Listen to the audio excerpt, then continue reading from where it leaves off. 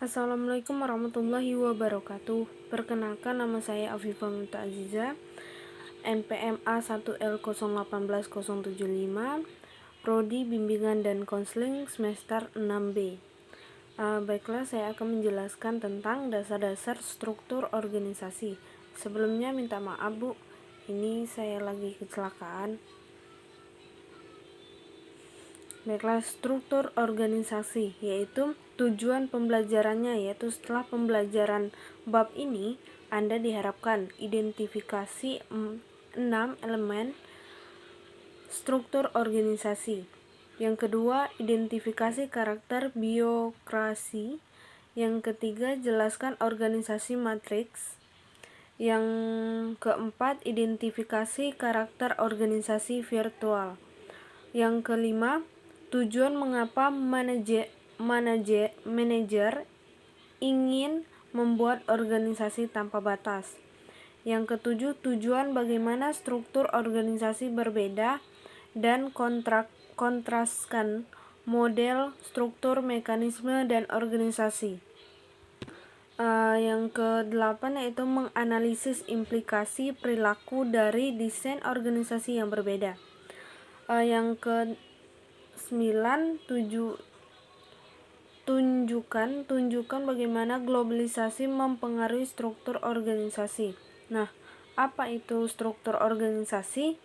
Struktur organisasi adalah bagian tugas pekerjaan secara formal dibagi, dikelompokkan, dikoordinasikan, dan elemen kunci. Yang pertama yaitu spesialisasi pekerjaan, yang kedua departementalisasi, yang ketiga rantai komando, yang keempat spam control, yang kelima sentralisasi dan desentralisasi, yang keenam formalisasi. Spesialisasi pekerjaan yaitu mempunyai sejauh mana tugas dan organisasi dibagi menjadi pekerjaan terpisah. Pembagian pekerjaan yaitu memanfaatkan keterampilan karyawan secara efektif, meningkatkan keterampilan karyawan melalui pengulangan, lebih sedikit waktu henti di antara pekerjaan, meningkatkan produktivitas. Selanjutnya itu pelatihan khusus lebih efektif. Selanjutnya memungkinkan pengguna peralatan khusus. Yang terakhir itu dapat menciptakan ekonomi efisien yang lebih besar tetapi tidak selalu. Yang kedua yaitu pekerjaan spesialis ekonomi dan diskonomi. Selanjutnya, spesialisasi dapat mencapai titik pengembangan yang semakin berkurang. Selanjutnya kemudian perluasan pekerjaan memberikan efisien yang lebih kuat daripada spesialisasi. Lanjut yang ketiga yaitu departementalisasi. Departementalisasi yaitu dasar pengelompokan pekerjaan. Pengelompokan kegiatan berdasarkan fungsi, produk, geografi, proses, dan pengalaman. Lanjut rantai komando yaitu yang pertama otoritas, hak yang melekat dalam posisi manajer untuk memberikan perintah dan mengharapkan perintah dipatuhi. Yang kedua rantai komando. Rantai komando yaitu garis kewenangan tak terputus yang membentang dari puncak organisasi hingga eselon terendah dan menjelaskan siapa yang melapor kepada siapa. Yang ketiga kesatuan komando. Seorang bawahan seharusnya hanya memiliki satu atasan yang menjadi tanggung jawabnya secara langsung. Yang keempat yaitu rentang kontrol. Rentang kontrol yaitu jumlah bawahan yang dapat diarahkan oleh manajer secara efektif dan efisien. Rentang manajer yang lebih kuat meningkatkan efisien organisasi. Yang kedua, kekurangan span sempit.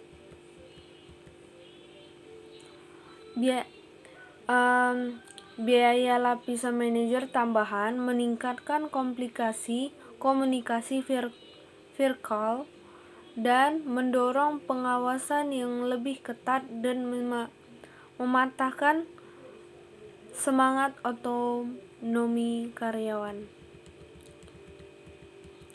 Kelima yaitu sentralisasi dan desentralisasi. Sentralisasi jauh mana pengembangan keputusan terkonsentrasi pada satu titik dalam organisasi. Sedangkan desentralisasi yaitu sejauh mana pengembangan keputusan tersebar di seluruh organisasi. Yang keenam, formalisasi. Sejauh mana pekerjaan dalam organisasi distandarisasi. Formalisasi tinggi dan formalisasi rendah. Nah, formalisasi tinggi yaitu kebijakan pekerjaan minimum tentang bagaimana menyelesaikan pekerjaan, banyak aturan dan prosedur yang harus diikuti.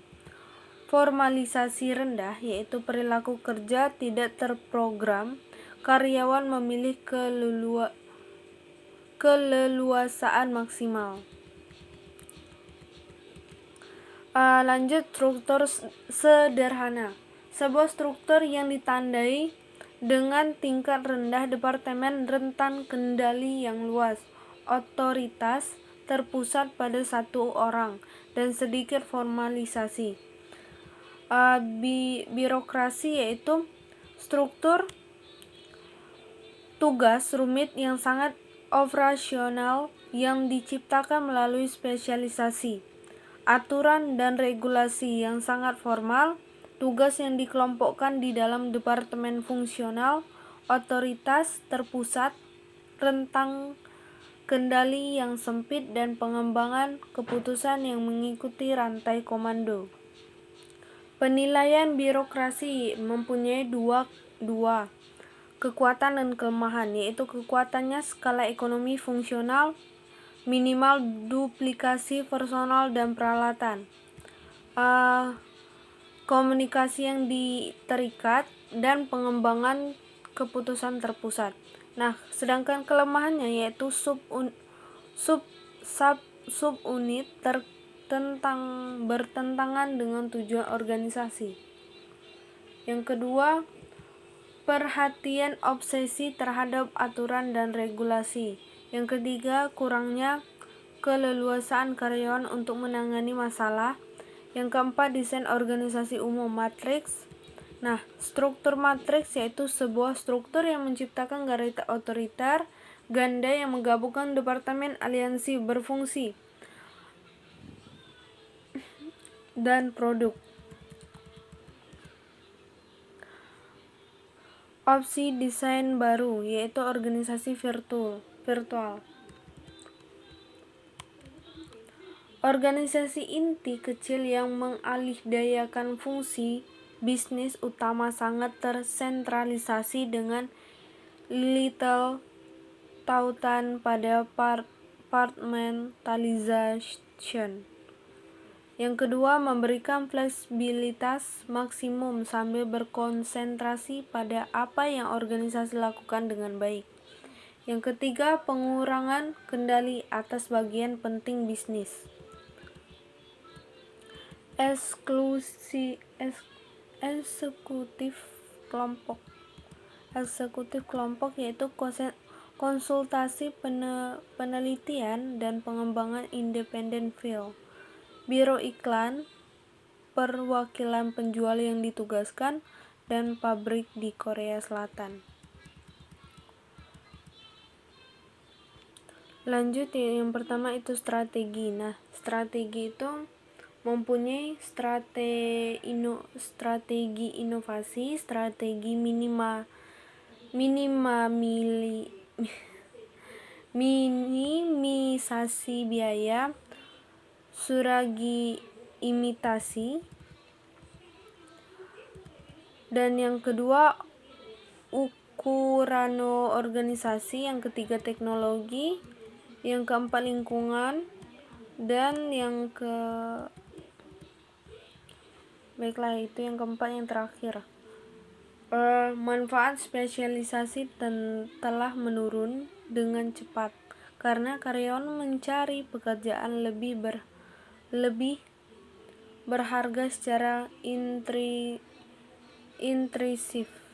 Pengaruh rentang kendali pada kinerja karyawan bergantung pada perbedaan dan kemampuan individu, struktur organisasi, struktur tugas, dan faktor organisasi lainnya. Pengembangan keputusan, partisipasi dalam organisasi desentralisasi berhubungan positif dengan kepuasan pekerjaan. Yang terakhir yaitu orang-orang bekerja keras di organisasi yang menjalankan kebutuhan mereka. Baiklah, itu saja penyampaian dari saya. Mohon maaf bila ada kesalahan, mohon ampun kepada Allah. Wabillahi taufiq wal hidayah. Wassalamualaikum warahmatullahi wabarakatuh.